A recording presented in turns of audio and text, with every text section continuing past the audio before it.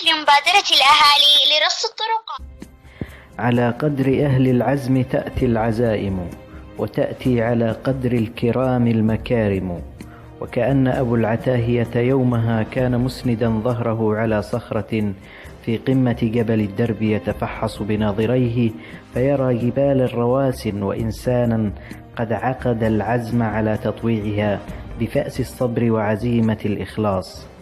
وما كان سيف الدولة حاضرا يومها ولا نية له بالحضور. وحدهم الرجال قد نفضوا غبار السنين وتنمقوا فبان لمعان معدنهم الأصيل. اتحدت الأفكار والهدف وتلخصت مبادرة تصدر لها الصادقون ومن خلفهم رجال سئموا واقعهم المر، فهبوا جميعا من كل صوب أيهم يكون الأول في رسم الطريق الجديد، ومن الإشراف ومصينعة وبني يوسف شرقا إلى الوزيرة غربا ومن الغول شمالا إلى حناهب جنوبا. وبين تلك الجهات كانت النجارين والسهلة ووادي بوكر والمزحانة والإشعاب والشرف والشعب وغيرها من القرى. ذاك هدف جامع، وإن لكل جامع منبر، وإن المنبر موجود 3 درجات يصعدها بليغ القول يوجه التحية للعمل والفلاح، فيؤمن الجموع وينتشرون في الجبال ينحتون ما يشيدون بها سبلا للعابرين. فكان الطريق الحدية أول السرب، وكانت من نصيب ذلك المنبر.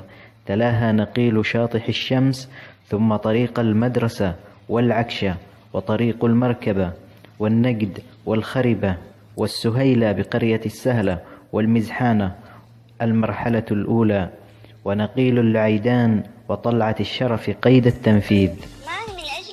فكل هذا التلاحم والتزاحم والزخم المستمر كان عماد نجاحه تكاتف الأهالي وتوحد هدفهم الذي تمثل في مبادرة الأهالي لرصف الطرقات، والتي تعد أول مبادرة أهلية تحقق هذا النجاح، وتتحول إلى مبادرة تهدي المناطق الأخرى في العديد من المديريات والمحافظات المجاورة. أبدع المواطنون في أعمال الرصف وتفننوا في رسم ملامح الطريق كما يسر الناظر، وبما أن لكل جمال سحرا يأسر المشاهد بتفاصيله وتنوع مفرداته، وبما أن لكل فن خصائص وأسرار، فقد كانت طريق طلعة القحيمة هي السحر والجمال والفن المعماري وأسراره. القحيمة وهي الطريق الواصل بين قرية المنبر وقريتي المزحانة والشعب، وهي إحدى أفكار واقتراحات ابن المنبر الشامخ بتواضعه وحسن أخلاقه عبد الناصر أبو تركي.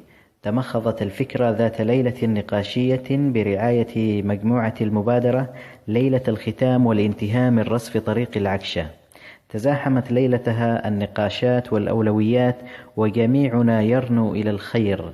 كان النقاش يدور بين أولوية طلعة السوادة بعوارض الإشعاب وبين طلعة القحيمة، فما كان من عبد الناصر إلا أن أطلق مبادرته تحت عنوان القحيمة طريق رئيسية. بعد بضعة دقائق وإذا به يوافين بغزارة الداعمين والمتبرعين من أبناء قرية المنبر، وكان هو أولهم وإمامهم. بأقل من يومين بشرنا بعقد العمل الذي أسند للفنان المعماري ابن المنبر الشهير علي كلام، وهو أحد أبرز المخلصين لأعمالهم تجويدا وتمكينا لا منافس له في جيله حتى الآن. يقود الفنان المعماري علي كلام طابور من الفنيين والمتخصصين إلى جوارهم شباب المنبر الذي هاماتهم تلامس السحاب، فكانوا نواة النجاح ومحور الإبهار والتميز